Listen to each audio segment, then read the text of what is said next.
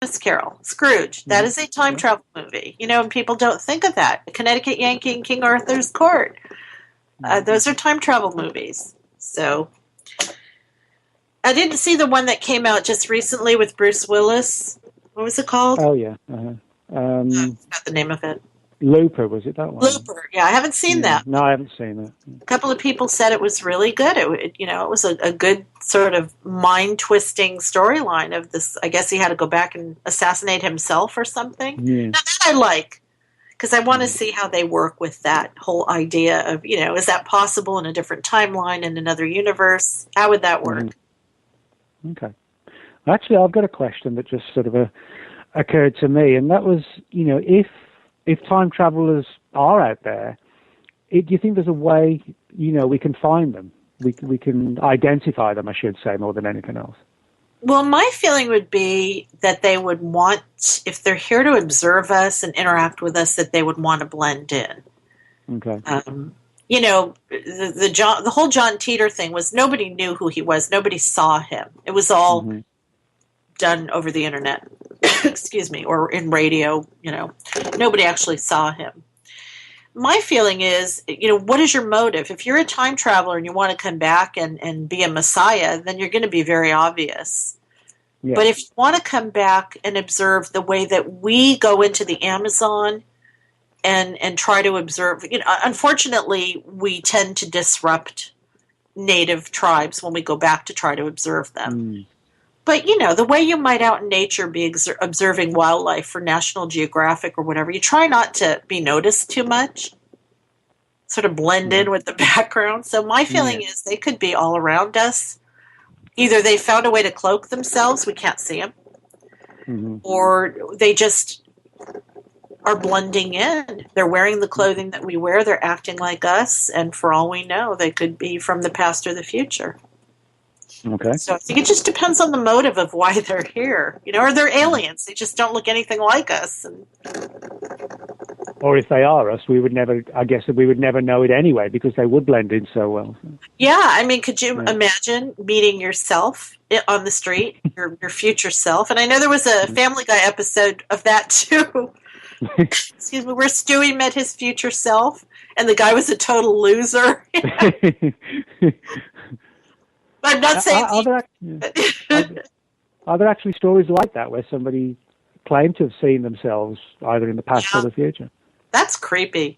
Yeah. Are there any reports like that in real life you've come across? Not read of any, but I'm sure maybe like doppelganger kind of thing. I mean, if there are parallel universes, if there are parallel timelines, and there are an infinite number of them, because there's really no reason why there would be a limit on any number of those, but you kind of have to imagine that it somehow our universe or timeline will intersect with another that we happen to exist in. Okay. I've not heard of any. That doesn't mean there aren't. It wasn't something that I even thought about. Okay. I don't know. I think if I met my future self, I would. I don't know. Run. I don't want to run. It's like, oh God, what trouble did you get into? I would rather not know. Because what if you meet your future self and you can't stand yourself? That's a good point. I never thought about that. Yeah. Okay. Well, we've got about 10 minutes left. Do you want to give the listeners the title of your book again, where it's available, website addresses, etc.? It is This Book is from the Future, a journey through portals, relativity, wormholes, and other adventures in time travel. It's available anywhere, brick and mortar and online bookstores, and in a number of other countries too as well. And the websites are mariedjones.com and paraexplorers.com for Larry and I. Okay. And talking about the book having just recently come out, you sort of alluded early, but we didn't really get into it, that, since the book's come out, new information's come forward. Can you talk a little bit about some of that? Well, when we were writing the book, there were some experiments going on with neutrinos that, luckily, during the editing process, we were able to get in the experiments that were happening had shown that neutrinos were able to breach light speed, and everybody was all excited, and there was a huge celebration. And this was out at the at CERN, at the collider, or not at the collider. I'm sorry, at another facility called Opera. And so, we're putting it in the book. We're like, oh, this is so cool. This totally backs up the possibility. And then, boom, it's like 2 weeks later when we're in the editing process.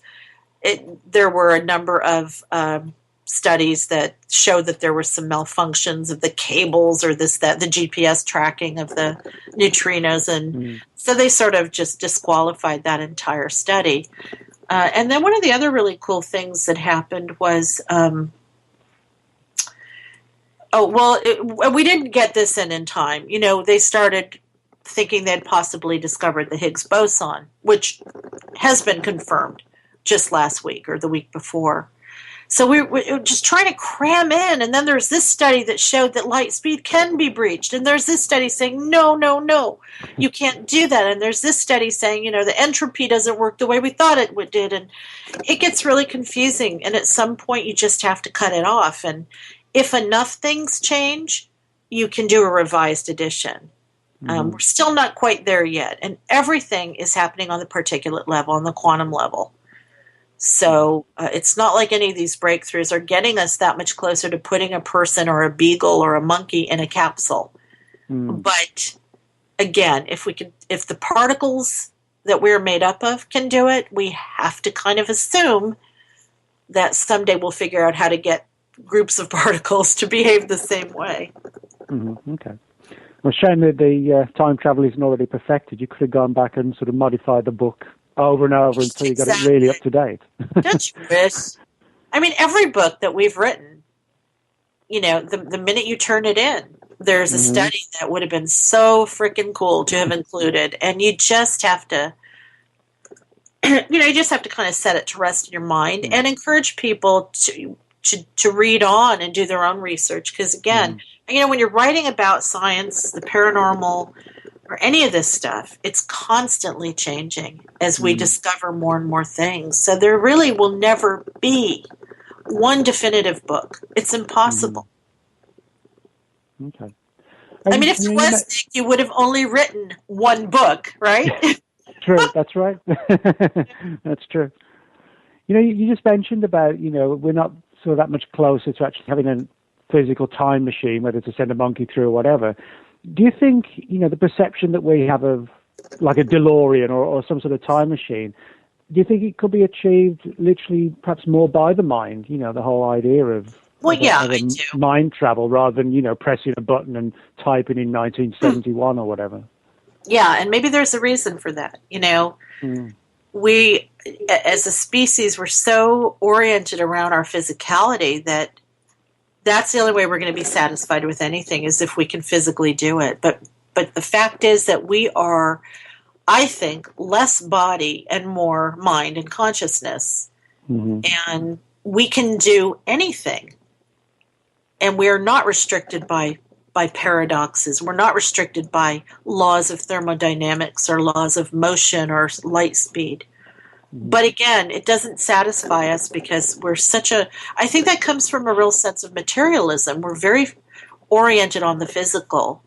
And when I say we're not able to physically time travel, there are a lot of people out there who think that we are, that the governments of the world, the more powerful, wealthy governments, at the military, that there have been all kinds of experiments since the 1970s that have sent people into the past and the future. But, until you can show me some proof, I'm sorry. It is going to remain to me a conspiracy or a myth or a theory, a possibility. But yeah, I mean, I think mentally, we need to start realigning our focus from the physical, which our bodies are so limited, to the part of us that can just, dream and have a precognitive dream or have a gut instinct that something is going to happen and 10 minutes later it happens. That's not necessarily just the body. All right. So I guess for you, the future, so to speak, would be for science itself and the field to sort of really keep digging into this and pushing the barriers further and further, so to speak. Yeah, I'm just, I'm a science worshiper, and I get really frustrated when, especially in the field of the paranormal, as you know, when there is a refusal to look at it from a scientific perspective. And I'm not talking about just running around with equipment. I am talking about what is going on environmentally, what is going on physiologically, what laws are operating either in our reality or in the one that we're trying to study, and really kind of coming at it from a scientific perspective. Okay. And do you have any sort of final thoughts or observations, or would you encourage people to come forward if they've had, their experiences? Sure. Especially if you have some proof. If you have proof that you time traveled, come show me, please.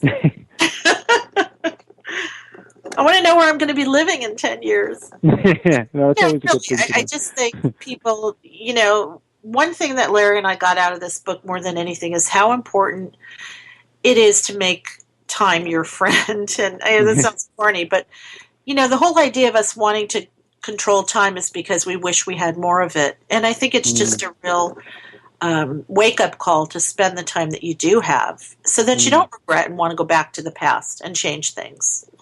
Would it be fair then to say it's kind of altered slightly your outlook on the world, the way you look at things, Absolutely. and life itself? Yeah, absolutely. Time isn't fixed. I know that my brain is doing that. There are times that I've glimpsed nonlinear time.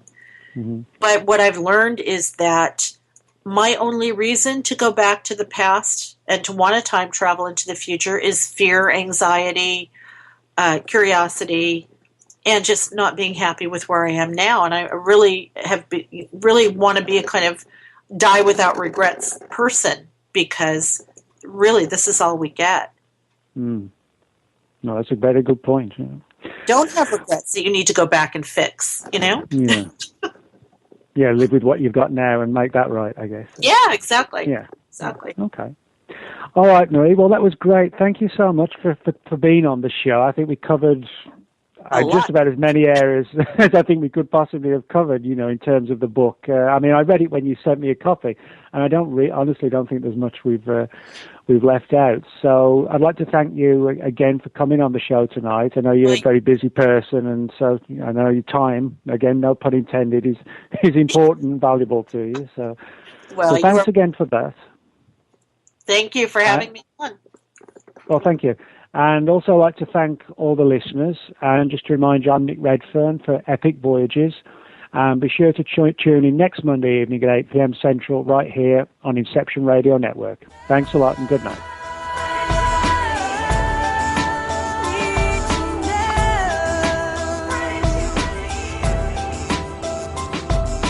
Thank you for being with us tonight. Please join us again next Monday evening for Extraordinary Phenomena Investigations Council's E.P.I.C Voyages. I'm Roger Peacock for E.P.I.C. Until next time.